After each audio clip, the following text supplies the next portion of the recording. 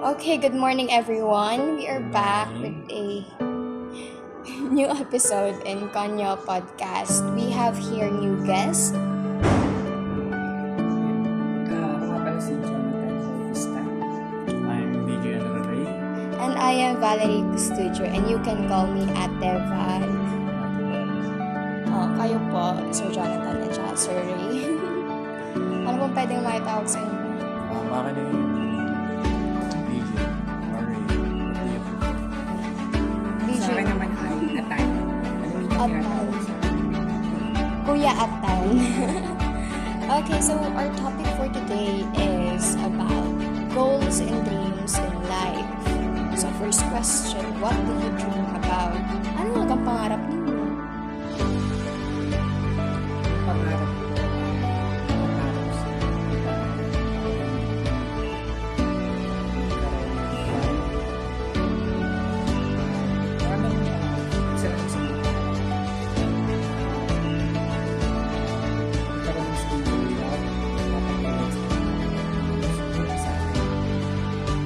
Ako, ang pangarap ko.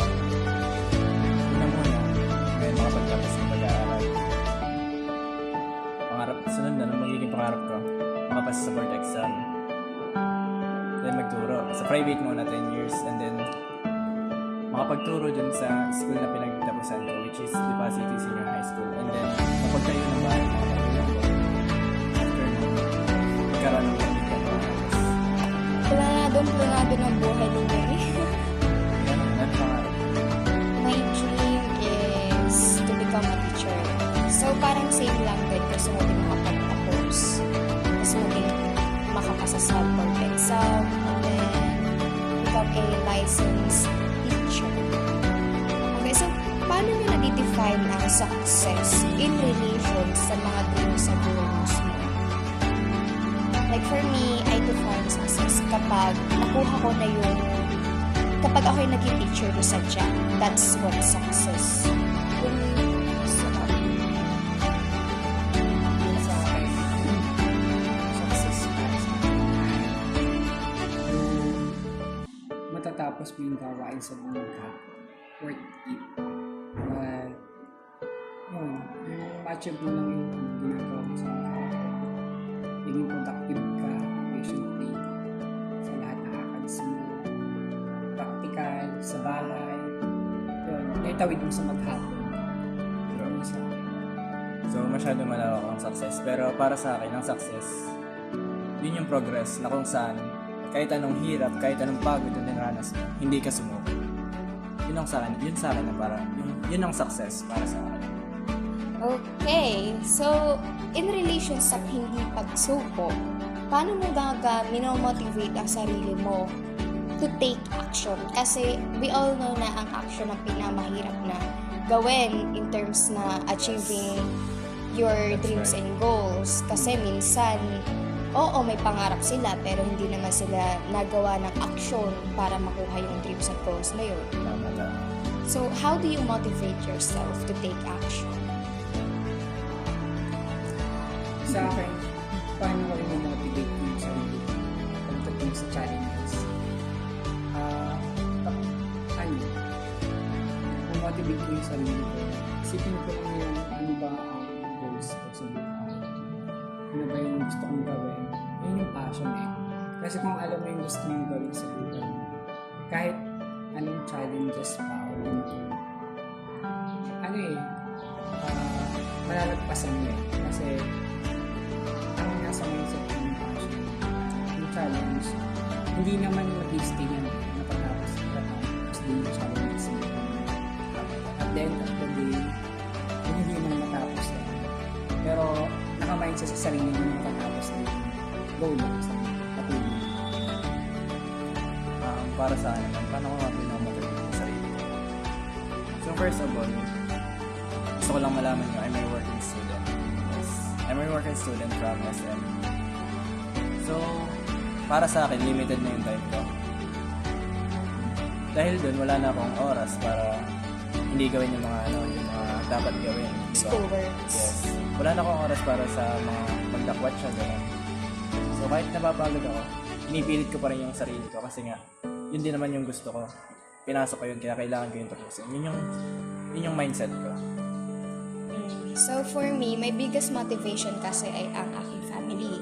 So para ma-motivate ko yung sarili ko to take action, like iniisip ko, ang action na to ay kapag ginawa ko, makakatulong sa pamilya ko. That's why I take that action. Ganun lang. Mindset lang din. Family, isang working student. Yeah. Ba't ka nga ba nag-work, Mr. Ray? Yan, dahil nga, nag-work ako. Mahirap kasi ang buhay ngayon, di ba? Para mapag-aaral tayo, kailangan natin ng pera. Ako, ayaw maging pabigat sa mga magulang ko. Gusto ko, yung mga ginagastos ko sa pag-aaral, sa akin mismo galing. And yun yung nakukuha nila sa trabaho nila. Gamitin na lang nila sa kanila. Hindi. Parang yun yung gusto ko sa buhay. Yun yung gustong-gusto ng mga anak para sa kanilang mga magulang. Ang hindi na sila mahirapan. Tama. What is the first thing that you need to do to move towards that goal? So for us, future teachers, feel ko ang biggest step natin ay ang makapagtapos dito sa CTP. Kasi kapag hindi tayo nakapagtapos, alanganin na tayo magiging teacher sa kinabukasan. I agree. Yung first step, para sa akin, maganda naman yung pangarap na hindi mawala. Kung paano mo lang siya. Kung paano mo gawin siya. Kung paano mo siya i-take sa buhay natin. Yung first step ay yung support din ng family. Support mo din sa sarili mo. Kasi kung yung family lang sumusupport sa tapos hindi mo yung gusto yung ginagawa mo, wala din. So yun, support ng family. Yun yung sa akin. Para sa akin naman ay confidence and personal dedication. Kasi nga, mahirap gawin ang isang bagay kung hindi ka delikado, di ba? Para pinipilit mo lang yung sarili mo gawin yan. So for me yun, confidence and personal dedication. Speaking of confidence siya at self-dedication, meron din kasing obstacles o kaya mga problema na humahadlang sa atin para makuha yung ating mga dreams and goals. So, in your life, have you ever struggled to reach a goal or dream? If yes, how did you overcome it? For me, since dati pa kasi, mahirap lang, hindi naman sa mahirap. We're not financially stable. Like, nakakakain kami sa araw-araw, pero hindi na kami nakakabili ng mga gusto namin. Kaya naming gustusan ng mga needs, pero hindi yung mga wants. Bale, yun na nga, sa pagpasok dito sa KLL, ayos, kwa nang walang tuition. Pero, ang naging mahirap ay may mga binabayaran pa din na kamahalan din. Isa yun sa mga nag-struggle kami ng pamilya namin na tustusan. Well, we overcame that through hard work kasi nag-part-time din ako para mabayaran yung mga kailangan ko sa school at yung mga kailangan ng akin. Ano ang naging important? Nangatulong ako sa akin ng tita. Like, since my tita is a business owner, ako yung parang nag-manage ng kanyang mga gawain. Assistant manager kineme. Pero ang galing mo kasi at young age, often hindi kaya kailangan trabaho. Wala na kumita. Yung pagtulong mo kasi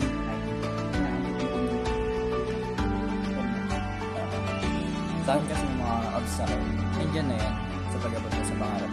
Hindi yan mawawala, di ba? Sabi nga nila, hindi tayo magiging successful if we do not fail.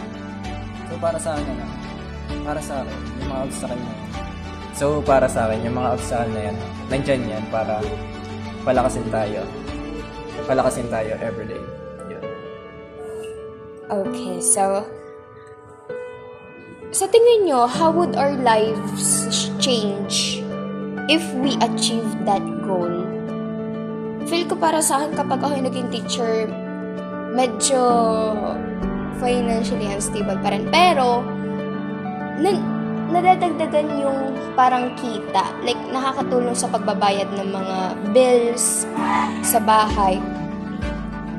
Tapos, yun, since we all know na ang teachers ay isa sa mga low-paying jobs, ano pa din, medyo financially unstable pa rin. Pero at least nakakatulong ng konti. I think I'm going to have a few businesses na lamang kapag super, super low na yung aming, tawag dito, monies. Tama yung sinabi niyo. Yung teacher ay in addition doon, hindi siya makakasistain. Lalo kung halimbawa ay isa kang breadwinner tapos teacher, college instruction, hindi siya makakasistain. Tama din yung sinabi ni Ryan ay magandang mindset yun na dapat ikaw ay may sariling business para sustain sa mga pangailangan. So yung sa akin, nakakatulong yung pangarap ko na sa buhay. Kasi famous saying din ng mga Pilipino na, kuwari, yung inyong magulang, parang ang dami mo nang na papahinggan ng ganito. Anak, ikaw ay magtapos ka ng high school para makatungtong ka sa college, magtapos ka ng college para magtrabaho. Like, hindi nila parang iniisip na after you graduated college, you can parang magtayo ng business. Kasi, feel ko hindi open-minded ang mga Pilipino dun eh. Yes. Pero, yung parang tinuro sa akin, parang last year, mga teenager pa ako ay anak, ang trabaho, pag ikinawala sa parang position mo sa isang parang company or institution, maaari kang palitan. Pero kapag may negosyo ka, maaari mo pa yung ipamana sa mga future children mo. Kung sa trabaho, hindi yan mamamana yung position na yun ay hindi mamamana ng iyong mga children, sa business, meron ka may ibigay once you grow up and retire. Yes. Share ko lang yung sa akin kasi tama yung sinabi ni Barry, mindset niya. Kasi sa factory na pinagtrabahuhan ko, kahit gaano kakatagal, kahit gaano kakagaling, pag ikaw ay nag-resign, hindi nila ma-appreciate yung tagal at kanino merong na agad sa mga kaabang ng bayad sa'yo. True, ang bilis nila magpalit. Diba? Which is nag-invest ka sa company, sa factory na ginawa mo yung investment. Pero ganun talaga yung cycle sa pagiging working kung sa ibang kahit saan. Diba? May ilan, pero hindi naman lahat siguro. Merong ina-appreciate yung value. Pero yun. Pero in most cases, ganun talaga. Yes. So, para sa akin naman, syempre, kapag nakapagtapos na tayo tapos naging teacher, marami na mababago. Una doon, mapapalayo na tayo sa pamilya natin. Magiging dependent na tayo. Hindi na tayo yung parang, pagkadating natin ng bahay, hanapin natin yung magulang natin. Tapos pagdating nakahanda na yung magulang, syempre, kailangan mo ng asawa, Independency. pamilya, para tumulong sa'yo. Syempre, kailangan mo din yung sarili mo para tulungan din yung sarili mo. And, magagawa na rin natin yung mga gusto natin. Such as, first of all, kaya nga tayo nagtapos para makapagturo. Then, for example, magbabakasyon kayo. Hindi nyo na need magpaalam. Ano yung pinakamaganda doon? Ayun. Yun lang yung gusto mo growing up. Magkaroon ng independence. Ito mo, may additional ako. Kung sa ating mga, ngayon, kung ano nangyayari sa ating mga sa first year, kung hindi natin kayang i-manage yung time natin, paano po tayo nagkaasawa pa? Paano tayo magkakaroon ng time sa family, sa friend? Although kung tayo may mga girlfriend, boyfriend, Fiancé. paano mo ang oras natin nauubos sa activities. Paano natin i-manage? Sa family, kailangan natin yung family kasi sila yung yung tumutulong sa atin. Kung mawalan tayo sa time sa family, sino magiging kalakasan natin? Sino bibigyan ng comfort sa atin? Diba? Kung dito pa lang, hindi na natin kayang i-manage yung time. Paano pa tayo magkakaroon yun sa ibang bagay? Diba? Okay, about that. No, not really about that. Meron ba kayong mga what ifs sa mga goals at dreams sa life mo? Kasi para sa akin, since I've mentioned na our family was not because in case of having finances. Like, what if hindi ako nag-college? Kasi nung mga first sem, nag-struggle ako dahil ang daming bayarin. Ano yung subject niyo? I forgot. Pero hindi na ako magsa-subject drop. Shh. Bale, lipa history? Ha? Yes, diba history sa festival. Doon. Wala. So, parang ang daming naging bayarin noon. Kasi, yun na yung parang naging exam natin dati, di ba? Yes. Nag-struggle ako. Paano ako makabayad ng ganito? Ang laki-laki. Like, hindi ko kaya kasi at that time, wala pa akong part-time job. Yung festival natin, yun din yung nag-push sa akin para Part-time. Di ba? Oo. Like, yung mga obstacles na nangyayari sa atin, yun yung nag-push sa atin para mag-take ng super action. Makakagulat yung mga bayarin sa college. Oo. Diyan, bale yun, ang daming bayarin. So, parang naisip ko, what if tumigil muna ako? Sige, magtrabaho muna ako para matulungan muna ang family ko. Pero, ang layo ko na kasi ending of first time na yun, di ba? So, bale, sabi ko, sige, tatapusin ko muna. Wag na munang what if. Kasi, once I finish this first year, then second year, then Pagbalik third mo, year, second year ka. tas fourth year. Hindi. Feel ko pag ikaw ay tumigil ng first year, Magiging first year ka. tapos tumigil ka, bumalik ka na second year, baka ikay maging ireg. Kasi, hindi ko lang din sure, baka kasi magkaroon ng subject change. Yes. Kasi over the years, di ka meron din namang pinapalitan at saka binabawasan yung sa mga subjects. Ang what ifs ko naman, looking back kasi dati, hindi ako ganun kadedikado mag-aral. Ako yung lagi yung, alam mo yung mababa yung grades, yung walang pakialam sa pag-aaral. Nonchalant. Hindi nonchalant, parang ano lang. Walang pake. Walang pake sa pag-aaral, parang ganun. Ganun ako dati. Iniisip ko lang yung sarili ko. Tapos, nung nakatungtong ako ng senior high, marami akong na-meet. New experience, kumbaga, marami akong na-meet na mga tao, mga klase. Tapos, ang pinaka-special na na-meet ko dun ay yung mga teacher na nag-motivate sa akin. Kala ko kasi girlfriend mo. Isa na rin yun. Ayaw na lang sabihin Yun. Nung una kasi, nung na-meet ko sila, hiyang-hiya ako kasi syempre, di ba? Wala naman ako pakialam sa pag-aaral. Tapos nakikita ko yung mga to, ang tatalino ng mga to. Paano pa ako? Paano ako makipag-ano sa mga to? Sinong to? Name drop please. Joke lang. Ganun sadya pag nakakita ka ng mas mataas sa'yo. Pero iba yung pinakita nila sa akin. Iba yung pinakita nila sa akin yung kagandahan ng pagiging isang teacher. So, nag-teacher ako para maging katulad nila, para makatrabaho sila. Ang what if ko lang, isang yung teacher, motivate yun, madagdag kasi may pressure yung katulad na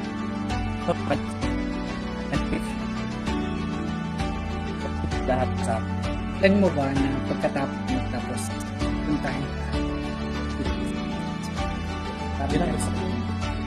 yun ang pinangako sa kanila. Parang yun yung magiging successful experiences sa mga teacher mo. Na makita kang maging kapwa teacher, tapos sasabihin mo nga yun na, Ma'am, sir na po ako ngayon. Ay, tama. Pinilikan mo sila.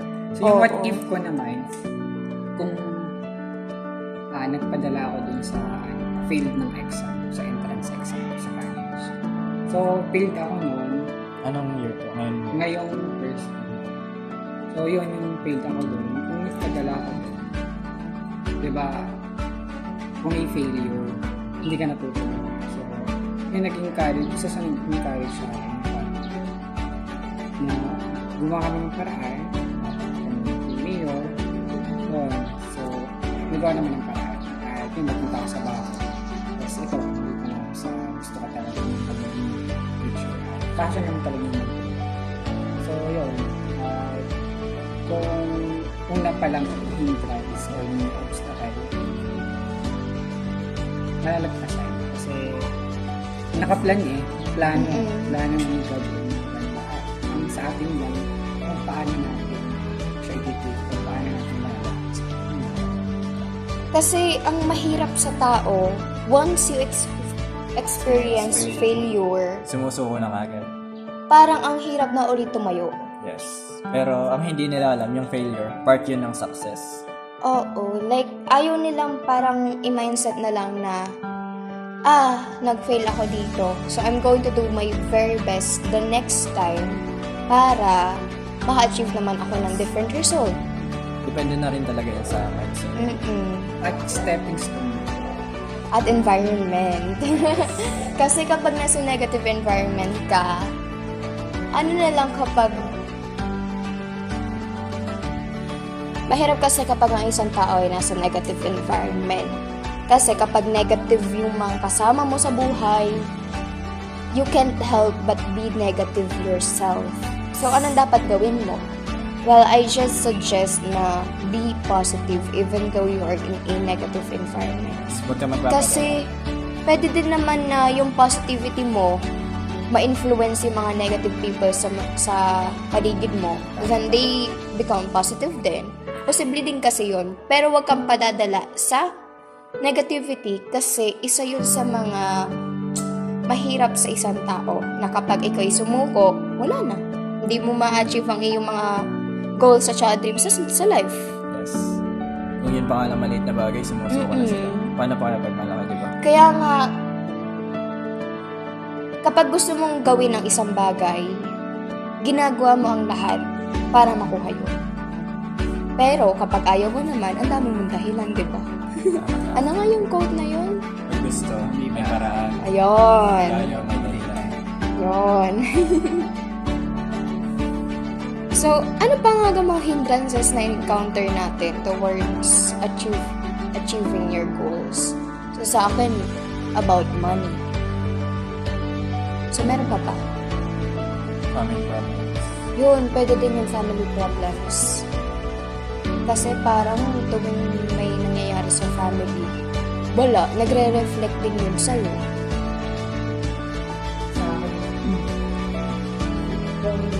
Sa akin, walang hindrance. Wala masyado. Kung alam ko kung sino tumutulong sa akin. Kumbaga ay, sa akin kasi nakakilala ako kay Carl, ay parang yung problem, ang mindset ko sa problem kasi binigay yan para bigyan ko ng challenge. Yung paano yung take yan as people. So, kumbaga ay nakaplan, pero parang kumihirapan willing to take challenge. Kasi hindi matatapos. Nandyan pa rin yan. Oo. Isa yung sa dadaanin. Hindi siya wala rin kasama. Hindi ka makakapunta din sa success. Sa akin. Hindi ka tulong kasi para i-over ka ng challenge. Para sa akin naman yan, family problems din, katulad kay Ate Val. Kasi di ba, ang nakatutok lang kasi ang attention ko ngayon sa family, sa work, and sa pag-aaral. So kapag di ba, lahat ng gagawin mo. Tapos parang may nasira kasi nagka-problema.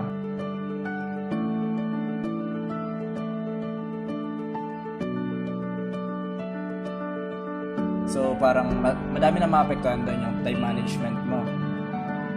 Yung emotion mo, yung dedication mo sa pag-aaral kasi wala. Emotionally affected. Emotionally unstable. Yan. Kung may financially unstable, may emotionally unstable. Pero magaling din yung mga kabataan na overcome yun. Kasi sila ay ni-equip mentally.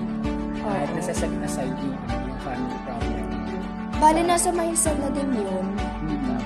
Kung poproblemahin mo masyado yung problema ng pamilya mo, medyo mahirap na yun kasi dun naman nakatutok yung attention mo imbes na dun sa mga mahahalagang bagay. So, isa pang hindrances, daming gawain. Lalo na ngayon patapos ng ating first year. Pag matapos na marami sa job, Lasel? Pagpatapos ng isang school year, School year. Bakit nga ba? ayaw tayong pakawalan. Pinapahirapan muna bago makapagtapos ng isang year? Yes. Siguro ang reason doon, kaya gano'n, kung paano natin, yun nga sabi natin, kung paano tayo mag-react. So, tayo mga Pilipino, reklamo na. Sorry. Yes. Hindi, parang gano'n yan. Hindi naman, Kaya kahit sa tanggap mga mo. magulang ko, kahit sa mga kapatid ko, bawal gawin yung isang bagay. Reklamo. Pero gagawin din. No choice. Reklamo pero gagawin din. Ang dami ko nang na-encounter na, magdadrop na ako dito sa subject na ito kasi ang daming gawain. Tapos mamaya makikita ko, ba't ka nag-aaral? May quiz. Di ba? May recitation, Scam. kailangan ko mag-aaral. Apakayabang ni Corn. Okay. So, dumating ka na ba sa point ng buhay mo na parang biglang gusto mo na lang sumuko? Parang nasabi ko na din. Or mag-stop sa pagpupursue ng mga goals mo. Wala masyado? Wow, dedicated na dedicated Yes, sa kasi pagpupursue ng goals. Kasi kailangan nating makamit yung dreams natin Yes. in order to help our families Sa and panahon ourselves. Yan, sa panahon yan, wala tayong panahon para sumuko. O, tsaka maging malakas. wala din tayong panahon para isipin na sumuko. Tama. Pero meron times din. Pero hindi naman. Ngayon, parang gusto ko mag-quit kasi normal lang siya. Kasi Tao. napapagod physically. Pero kung nandiyan naman yung family, i-encourage mo. Babangon na siyempre. Kasi nakikita mo sila. So meron ba kayong mga strategy para makamit ang goals mo? Let's say, wag kang magpapadala sa stress. Kasi once you've entered college, ibang-iba na sadya sa high school. Andiyan na yung madaming gawain. Malaking culture shock. Malaking responsibility kasi, yun, matanda ka na din. Hindi mo na din, if for example, meron ka mga kapatid, need mo na alagain sila. Tapos, yun. Bale, wag kang papadala sa stress kasi sa sobrang daming gawain. Sabi nga ni Kuya Jonathan kanina, time Set aside. management. Set aside yung mga problema. Oo, ganda din yan. Strategy, parang tips. Yung mindset sila.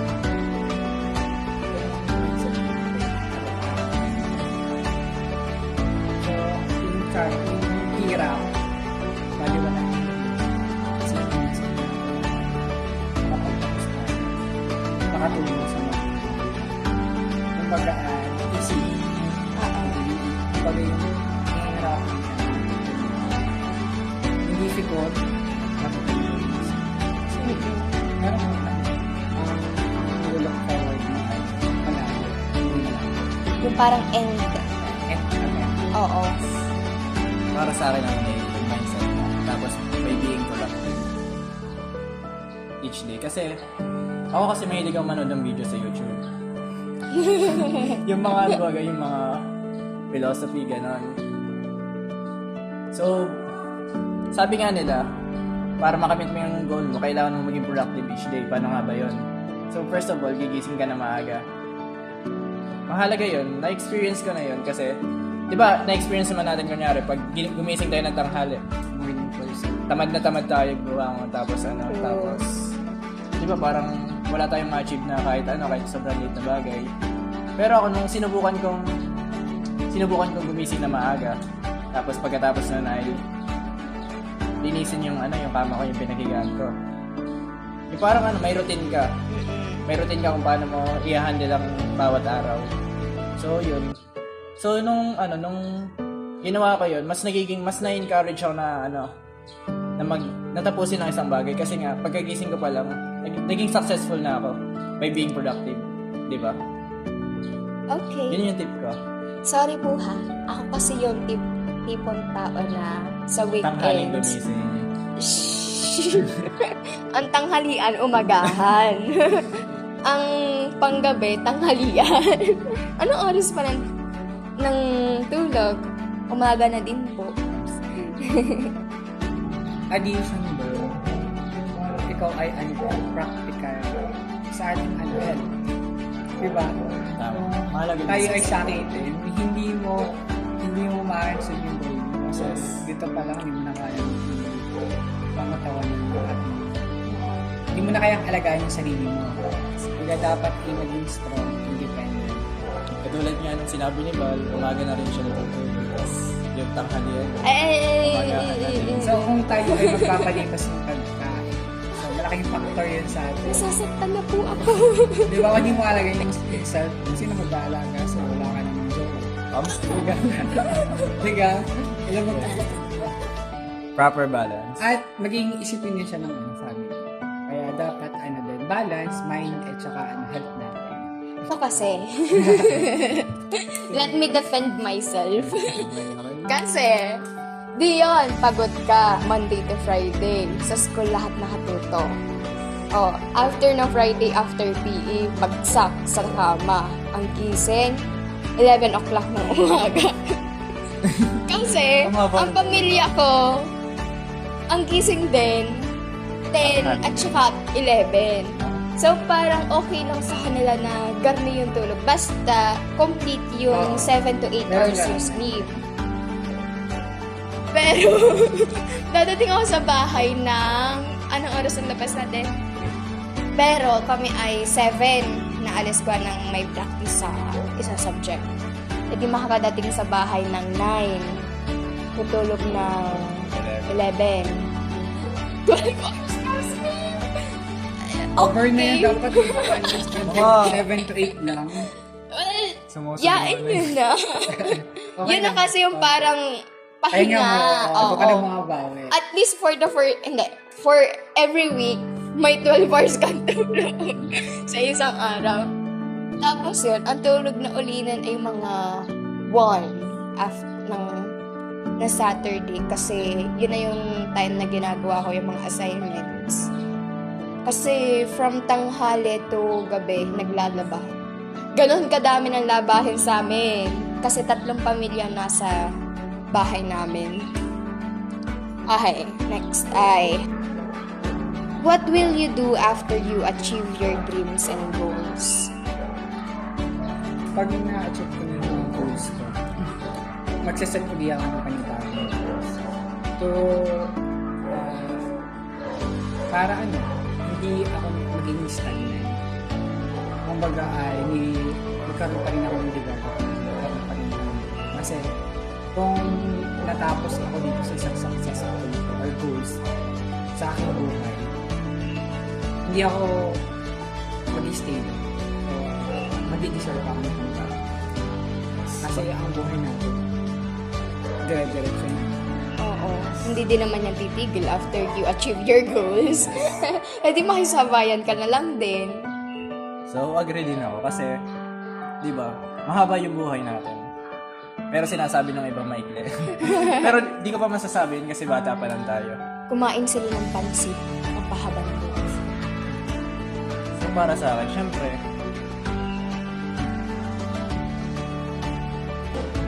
syempre, yung buhay natin, dahil nga nasanay na tayo sa mga challenges, magiging boring na yan after natin ma-achieve yung isang goal natin. So, yung nakikita kong way is to find another challenges in life na magbe-benefit rin sa'yo. For example, after ko makagraduate, magtatrabaho muna ako para makakuha ng experience. Kasi yung experience, mahalaga yun. Diba? So, ganun lang. Hanggang sa tumanda. Yun. Tumanda and satisfied. Okay, let me relate that ngayong tayo nasa college. So, we all know na ang dami nating gawain. Kuwari, last sem. Tapos, at the end of our final term ng first sem, parang, hala, ba't wala na akong ginagawa? Yun, Like, di ba? sa sobrang sanay mo na ang dami mong ginagawa na dapat ikay may ginagawa sa isang araw, kapag wala na yan, mapapahanap ka na lang. So, yeah, maghanap ka nga, mag-aral ka. Mag-advance reading ka. Okay, last. What advice would you give to someone who is struggling to identify their dreams and goals? Kasi there are people na hindi alam kung saan sila papatungo sa kinabukasan nila. Like, kaya nga nagkaroon ng gas na strand kasi hindi nila alam kung saan sila like lulugar. Para sa akin yun, take time. Di ba? Take time to choose what you want, what you love, what your passion is. Because mahirap pasukin ang isang bagay kapag hindi mo ito gusto.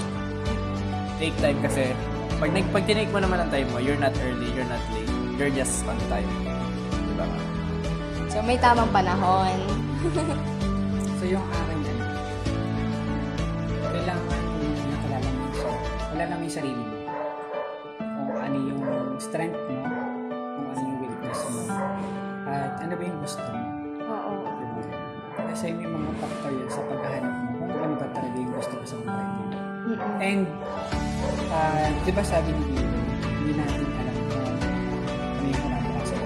Relate ko na kasi na kung di ba ang life natin ay hiram natin dito. Kung sakali, di ba? So yung advice ko lang sa araw na to, kung baga ibigay mo yung best mo within the day, the next day. So parang wala kang pagsisisi na ginawa mo yung best mo kasi hindi mo alam eh. Diba? Kumbaga, hindi ko hindi na ako masasabi kung talaga. Kaya ano lang, sigit ko lang dito yung ibigay mo yung best mo. Yes. Sa araw-araw na ginagawa mo. When sa family, sa school, diba? Magandang foundation kasi na nakikita nila na ginagawa yung best mo at na-appreciate ka. At Do everything 100%. makikita mo pa sa sarili mo na ikaw yung gagawa ng fact o way papunta dun sa success mo. Diba? Hindi naman ibang tao. Sila nagiging ano lang, tools, equipment, or nagiging katulong lang para i-achieve mo. Kaya ayun, yun lang sa akin. Well, for me, same lang din naman sa inyo. Take your time. Pero, wag naman super long.